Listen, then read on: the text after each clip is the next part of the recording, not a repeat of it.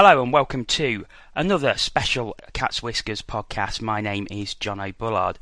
My guest today is a former Nottingham Panther, will be starting the new season with the Belfast Giants, but is currently in Australia with the Adelaide Adrenaline. It's Jonathan Boxill. Good day, Jono. How are you? I'm very well, thank you. How are you? Yeah, not too bad, thank you. So how's life down under at the moment? Oh, it's been really, really good so far. Experiencing a lot of new things that I obviously would have never had the opportunity to do if I hadn't come here, and the hockey has been actually really good so far. There's some very, very good players in the league, some good imports over here that some people back in the UK would recognise their names. Obviously, Josh Eunice, Scott Pitt, I think Mariani, who played in Hull 2 years ago, is over here. I saw Jan Safari's there as well. He Yeah, used to play for the Caps, so. Yeah, I play against him this weekend. It'll be the first time I've played against him. But no, it's been I can't speak highly enough of everything that I've experienced so far. So it's been wonderful. From what I've looked at and from what I can pick up, it seems to be a very progressive league. They have free web streams. They seem to be getting good crowds, albeit in a lot smaller arenas than what we get in the UK. Is that how you see it from playing there?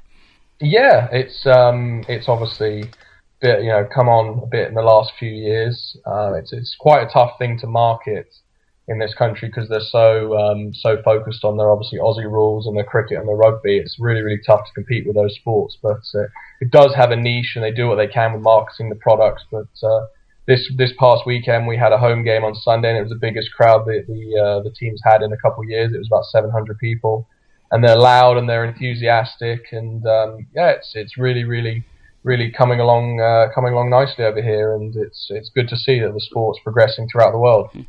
How did the opportunity come about to go and play in Adelaide?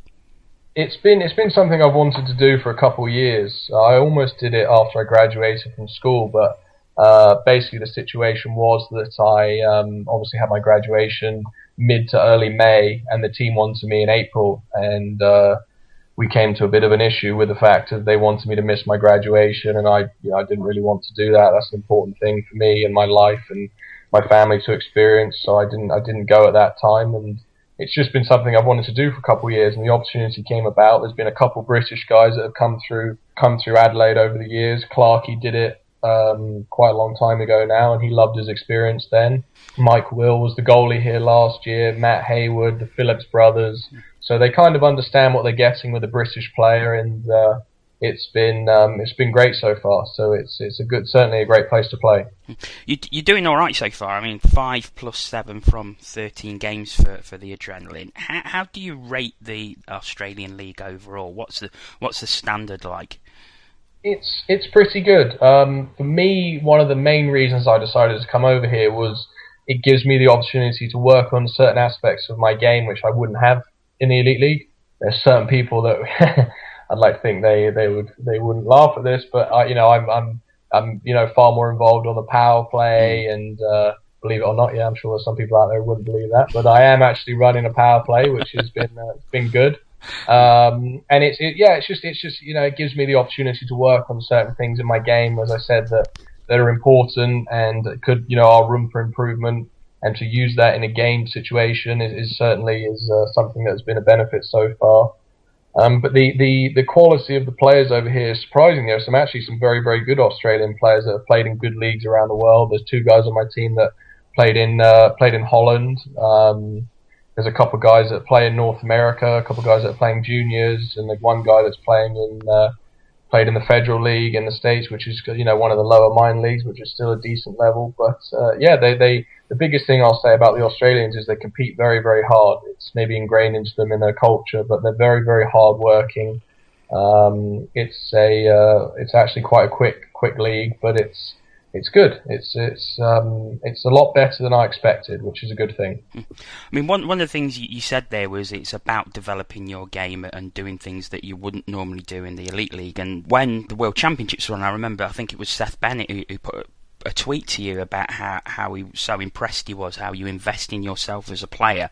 And I know we've talked last season about you did the power skating course after your first season with the Panthers, but that's something that's really important to you, isn't it? The continued development and continual improvement. Yeah, I mean, I've always kind of had the mindset of I don't really, if I'm honest, see myself playing ice hockey for a long career. It's something that I'm going to do for a good chunk of my life, and I've obviously dedicated a lot of time for it. But my mindset's always been that for the years that I am playing hockey, I don't see the point in, kind of half, giving half effort, if you get what I'm saying. It's important to, those years that I am playing, make the most of my opportunity and really sort of invest in myself, because, it sounds really corny, but you don't ever want to sort of live your life with regrets in anything you do.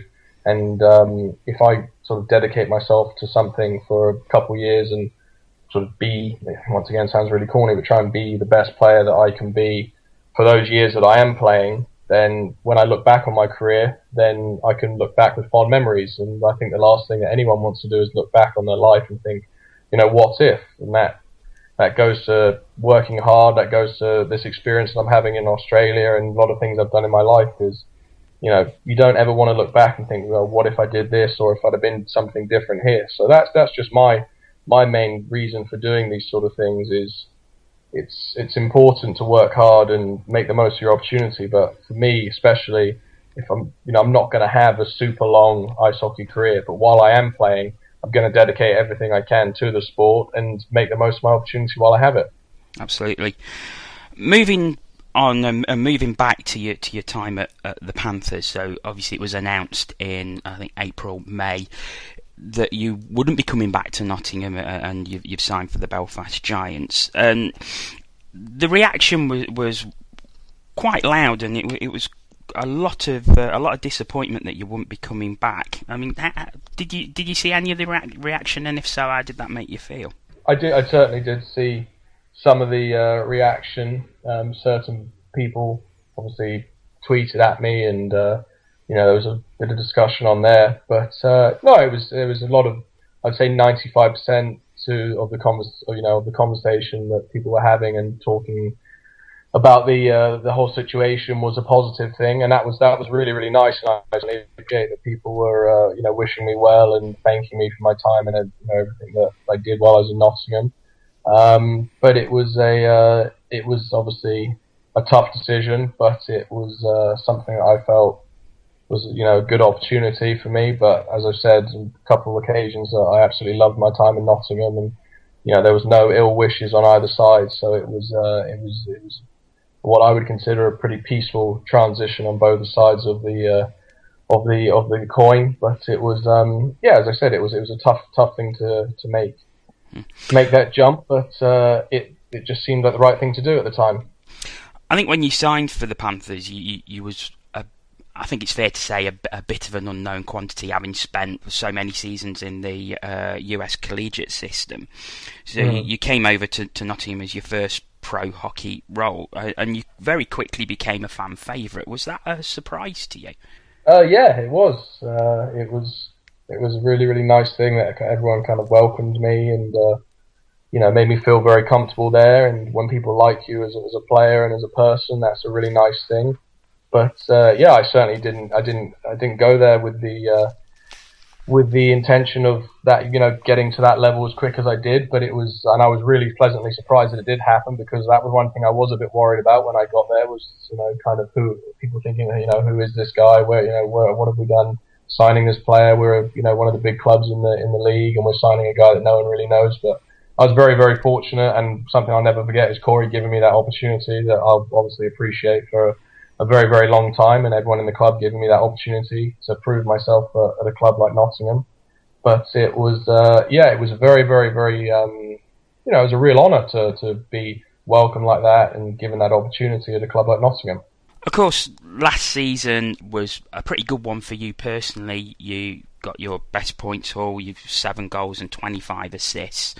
However, for the team, it probably wasn't as good as previous seasons, and there was a lot of debate. I mean, I personally didn't think things were as bad as some fans made out. Other fans were saying it wasn't good enough, and there was a lot of debate between fans. Do you feel that it wasn't that good, and if so, what went wrong? I think there was, first and foremost, there was a lot of positives to take from the year.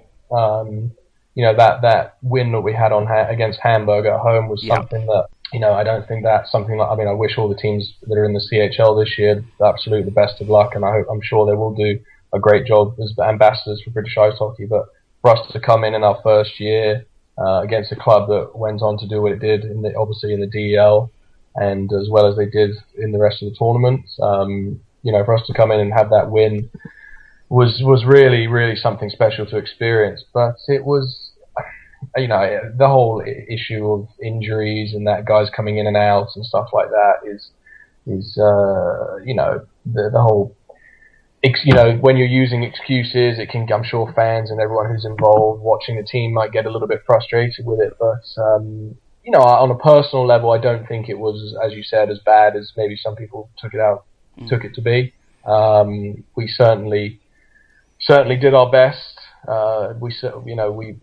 We went out there every single night, and we were playing. We understood what we were playing in front of. You play in Nottingham, you're expected to win games, and we all understood that and did our best to perform. But it's the expectations are high in Nottingham, and I knew when I signed there that it's a club which expects trophies and expects winning, and that was one of the main reasons I wanted to sign for a team like that.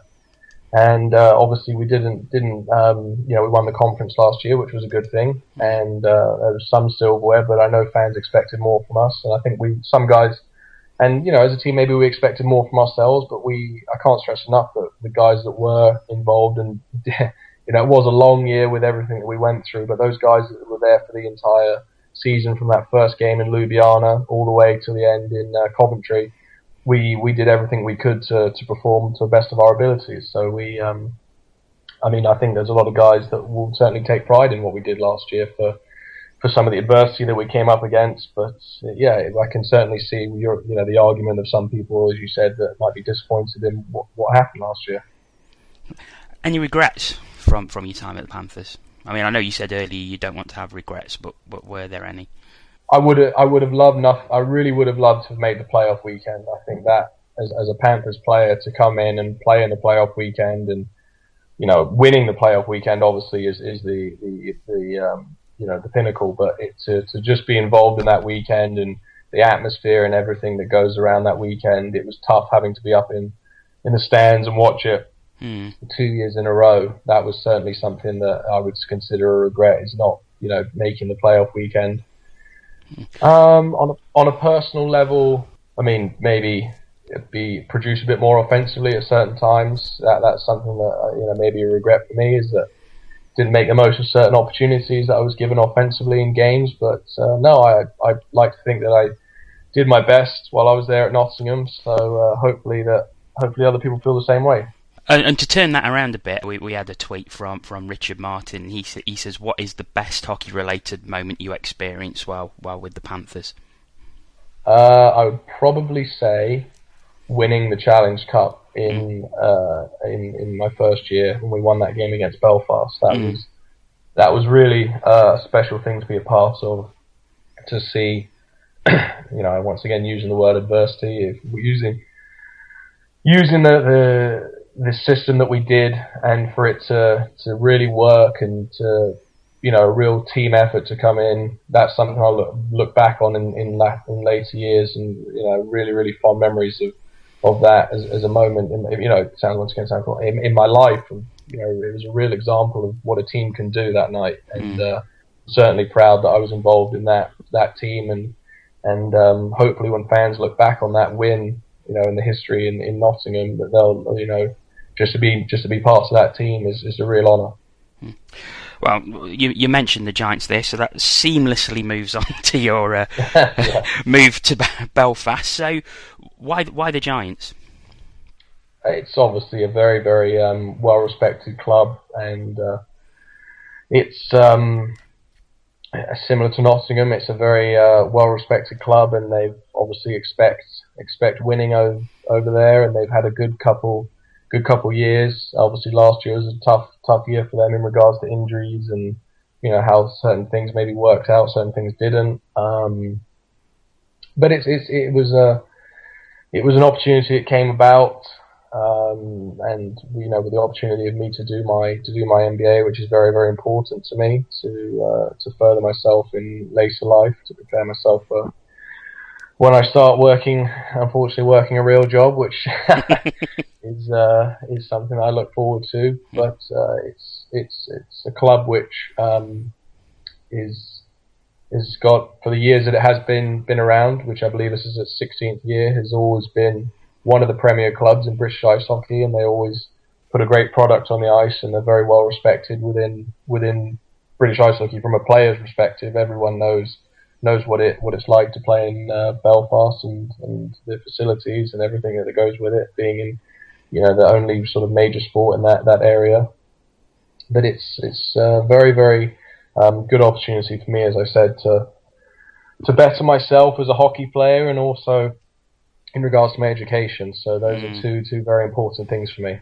Was the MBA deal the sort of clincher? It was very important to me. If I'm totally honest, it was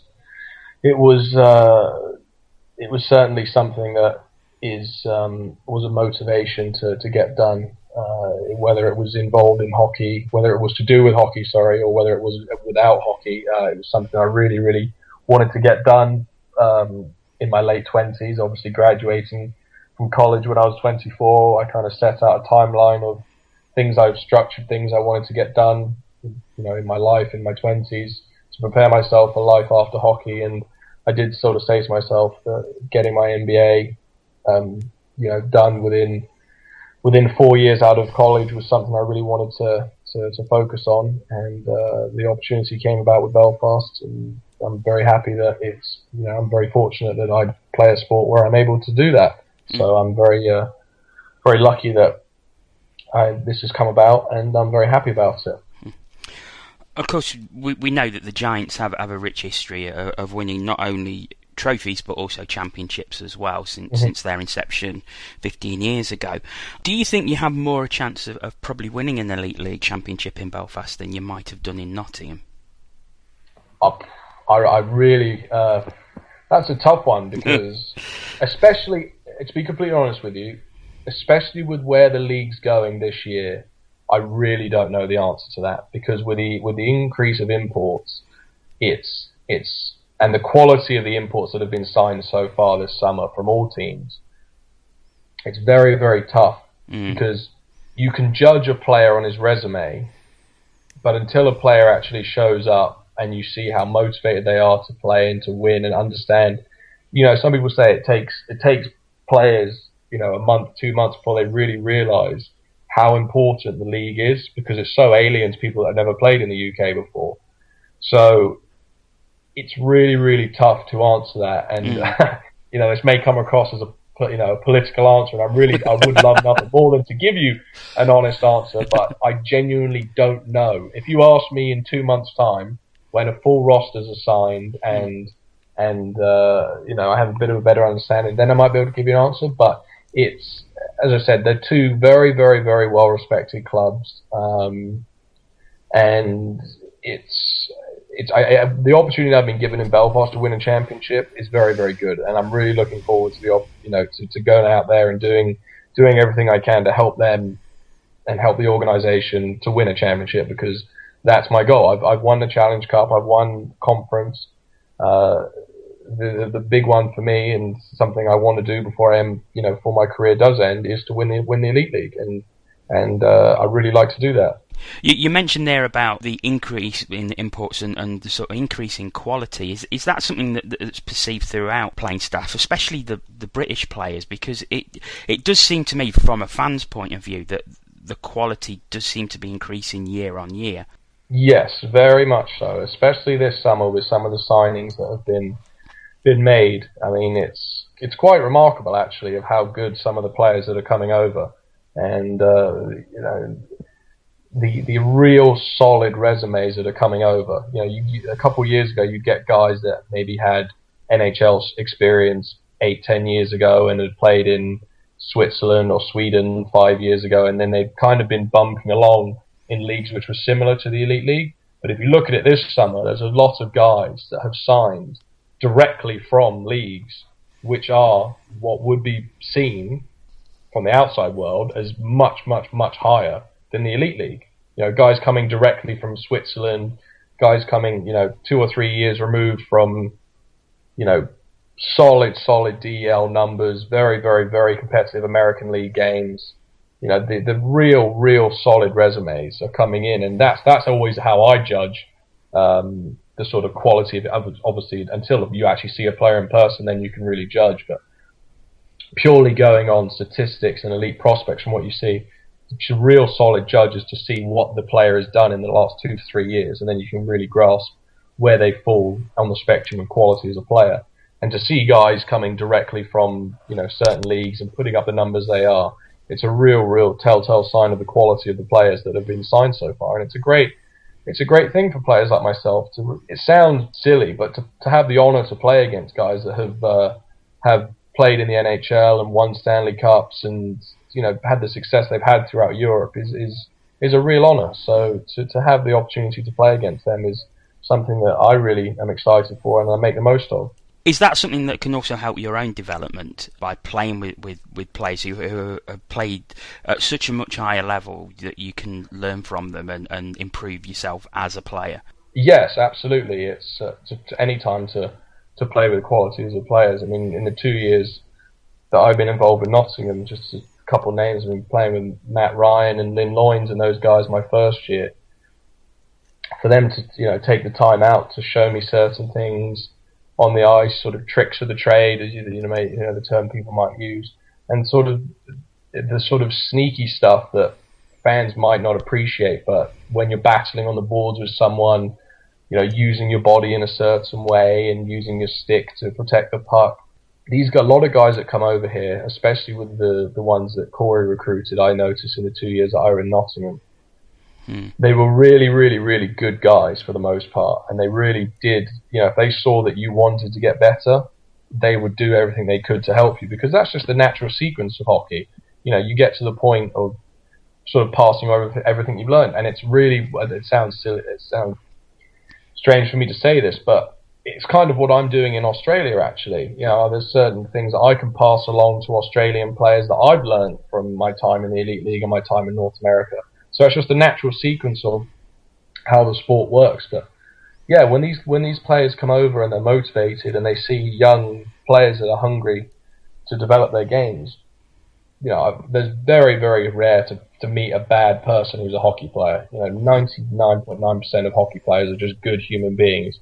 And if they see anyone that to themselves or become a better athlete or something like that along those lines, most of the time they'll step in and try and help you. And that's something I've been very fortunate with over the last couple of years, that I've had guys that are willing to take the time to help me on certain things and even stuff away from the game. So I've been very, very lucky in that regard. Because talking of your development and your improvement as a player, you was rewarded with the Great Britain call-up for the World Championships in April. Of course, a bit of a gutting end to that tournament with the loss right at the end that stopped Britain taking the gold medal. You've had some time to reflect on that now. So what are your feelings now, a couple of months on? Yeah, it's still a tough one. I mean, I'm very, very proud that I was part of that team and proud of the silver medal. But it's that the gold medal that I won when I played under 18s. Is framed on my wall in my bedroom, and I have very, very fond memories of it. That silver medal, I do use it for motivation, but it's in a drawer, and it's going to take me a good couple years for it to dust that thing off and maybe frame that, because it was a real tough loss, and just the effort and everything that everyone put in, from the training staff to the equipment manager to the coaches to Andy Buxton, everyone that was involved in that, is through to obviously the players and the coaching staff. We absolutely gave it our all, and to come up short the way we did was a real shame. But just from me speaking, I know other guys left the tournament with a bad taste in their mouth, and I know we're all very, very motivated to go back and know we all know what we can do now, and to go back next year and really, really push to make that step up to the next level. And that's where we know we deserve to be there, and we hold it in our own destiny now. And we know what it feels like to lose and come so close. So I really am looking forward, obviously depending upon if I get selected again, but I know the people who ever go to the tournament will be motivated to make that next step and actually follow through and get the goal, because we certainly proved last year that we deserve it. I mean, that was to be my next question. Actually, you obviously feel that we're ready for that step up to the next level. Yeah, absolutely.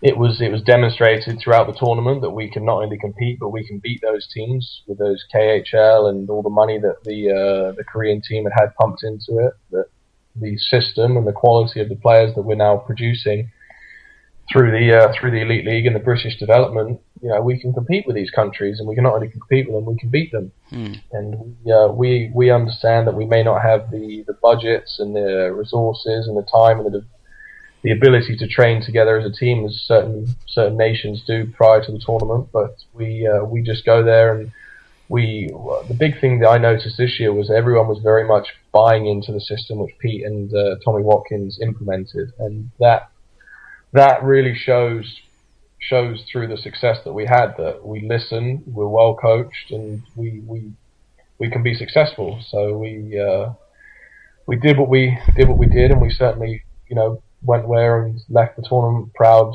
of what we did. And as British players, we were obviously very happy with the silver medal, but we certainly left with a bad taste in our mouth of knowing the fact that we had the power and the destiny to win gold, and we just came up a bit short there. So hopefully the team which is selected next year, I'd like to be involved in it, and if I'm not, then I wish well to those guys that do go, but I really think that British ice hockey and the national team is moving in the right direction. Is it a question of more money needs to be invested in the national programme, or is it a question of more time needs investing? I really, really don't know, because it's one of those things that you can throw all the money in the world you want at the national program. I mean, we were going there with sticks from our teams, and you walk past the Korean changing room, and they've got 2 equipment managers, brand new. Everyone's got brand new skates, and all those sticks are all custom with their names on them, and they've got the best quality equipment, and all the we're drinking powdered energy drinks, and they've got the best BioSteel protein bars and everything you can imagine under the sun. And you can throw as much money as you want at a team. It's much more, in my opinion. There's a fine line between money and time, and in my opinion, I think time is more valuable than money. With all due respect, British ice hockey players don't really grow up with much money in the sport compared to other nations, just because hockey is so expensive in the UK. Most kids grow up using slightly lower than top of the range sticks, and if you asked a 10-year-old child in the UK, what would you rather have? A brand new top of the range pairs of skates or 4 times more ice time a week? I'd like to think the logical child would say 4 times more ice time a week. Yeah. And that's the important thing, is you can give an ice hockey player the best equipment in the world, but that equipment needs time to be utilized and worked on. So I think, in my opinion, time is what it needs, but it's tough because we have a very, very difficult schedule with the Elite League and the EPL and all the time restraints that are involved in that. And it's in my opinion, it would be time, but I'm sure Andy Buxton would love for me to say that the national team would really appreciate some money. So if anyone out there has any money they want to give to the national team, please don't hold back. Yeah, yes. That public service request was brought to you by Jonathan Boxill in Australia on behalf of Team GB. Before I let you go, obviously, as we record this, there was some very sad news this morning as the Hull Stingrays have unfortunately gone into liquidation. Just your thoughts on that? I think they're obviously very, very upsetting that a team of the quality of Hull and an organisation that has done what they've done with the budget they have to put a team in their league to be as successful as they were, and also the ability that they give to 6 British players to actually play in the league, and then for those 6 spots to now not be there is very worrying. And they really are, and in my opinion, a very underrated team. To play against the Hull Stingrays in Hull when they are on form, they are a very, very good team. Very good team. And for them to just all of it, and as you and I were discussing before we went on air, the fact that there was nothing, just no hint of this happening, even quite the opposite. Because when I saw that guys like Davy Phillips were signing there, Matty Davis on a long-term contract, I thought, wow, something good. Hull's moving in the right direction. They played phenomenal at the playoff weekend in that game against Sheffield. And for all of a sudden to just see them pull the plug on the organisation is very, very worrying. Because, as I said, they, in my opinion, were moving in the extreme right direction. They were really, really going forward and producing a very, very successful team on the ice, and to just all of a sudden just that plug be pulled is not a good sign. But that's, as I said earlier, the big thing I worry about is the fact that those are 6 jobs for British players that aren't there anymore. And this is obviously an issue which we have in the league now with the imports situation going up, and Brits, some people think, don't have the opportunity in the league now, and that means that 6 less people are going to be able to play in the top league in the UK, and that's not a good thing in my opinion. So it's very, very upsetting. I wish all those that were signed and preparing for a season in Hull the best of luck in finding new opportunities. And I think that something needs to be said of Bobby McEwen and everyone that has been involved there, because for what they have as a budget and have had as a budget for the last couple of years, and put a product on the ice like they have, and to find the players, the sort of hidden gems around the world of ice hockey is astonishing. So they deserve to be fully applauded for what they've done. Jonathan, I want to thank you very much for taking the time to speak to me today. I know the time difference can be a bit difficult, but we managed to find a way to do it. And I want to wish you luck for the rest of the season in Australia, and of course for next season with the Giants.